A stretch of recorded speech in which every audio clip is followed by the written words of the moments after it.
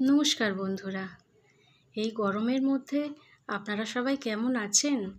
আশা করি ভালোই আছেন। তো আজকে আবার এসে গেছি একটা অন্যরকম স্বাদের আইটেম নিয়ে। তো দেখতেই পাচ্ছেন এখানে অনেকগুলো কাতলা মাছের পিস রাখা আছে। তো মাছগুলোকে বাজার থেকে এনে প্রথমে পরিষ্কার করে ধুয়ে জল ঝরিয়ে রেখে দিয়েছিলাম।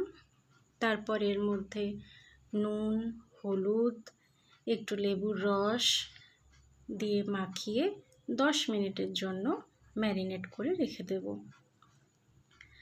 আমরা সবাই ঝাল ঝোল খেয়েই অভ্যস্ত রোজ। তা আজ একটু মনে হলো অন্যরকমভাবে বানিয়ে দেখি। তো চলুন দেখে নিই কী এর মধ্যে মশলা আমি অ্যাড করেছি। 1.5 চামচ মতো কালো সর্ষে, সাদা সর্ষে 1.5 চামচ মতো, আর একই পরিমাণ পোস্ত। তো এটাকে প্রথমে শুকনো অবস্থায় মিক্সার গ্রাইন্ড করে নেব। তারপর এর মধ্যে পরিমাণ মতো লঙ্কা, নুন আর একটু জল দিয়ে ওটাকে আবার ভালো করে গ্রাইন্ড করে নিতে হবে। আর এর সাথে নেব 2টো পেঁয়াজ আর রসুনের কয়েকটা কোয়া।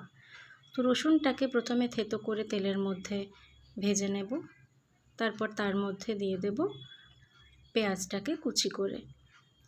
তো এটাকে সময় দেব একটু লাল লাল করে ভাজা হওয়ার মতো।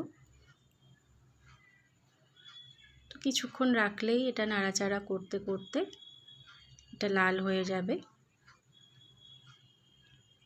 দেখুন এটা লাল লাল হয়ে গেছে বাদামি রঙের। তো এবার ওটাকে আমি প্রেসার কুকারের মধ্যে দিয়ে দেব। এর সাথে দেব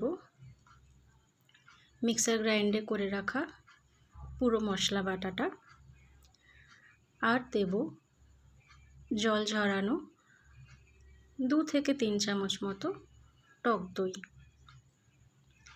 এরপর একে একে স্বাদ মতো নুন, একটু হলুদ আর কাঁচা সর্ষের তেল সবগুলো দেওয়ার পর এটাকে ভালো করে মিক্স করে নিতে হবে। আর জল যেহেতু এই রান্নায় বেশি সেরকম লাগে না, তো মশলাটা যেটার মধ্যে ছিল গ্রাইন্ডারে রাখা মশলাটাতে একটু সামান্য জল মিশিয়ে ওর মধ্যে ঢেলে দেব।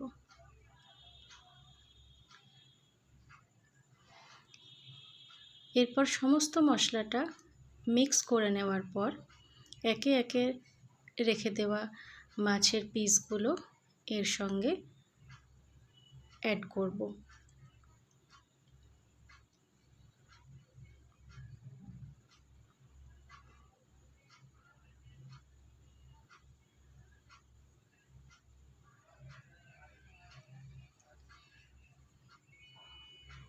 মাছগুলো দেওয়ার পর মশলার সাথে ওটাকে ভালো করে মিশিয়ে নিতে হবে নেড়ে চেড়ে, যাতে প্রত্যেকটা মাছের গায়ে মশলাগুলো ভালোভাবে মাখা হয়ে যায়। এরপর এর ওপর কয়েকটা গোটা কাঁচা লঙ্কা দিয়ে দেব। এরপর প্রেসার কুকারের ঢাকনাটা এঁটে মিনিমাম 10 মিনিট মতো রাখলেই 2 থেকে 3টে সিটি দিয়ে নামিয়ে নিলেই রেডি আমাদের কাতলা ভাপা।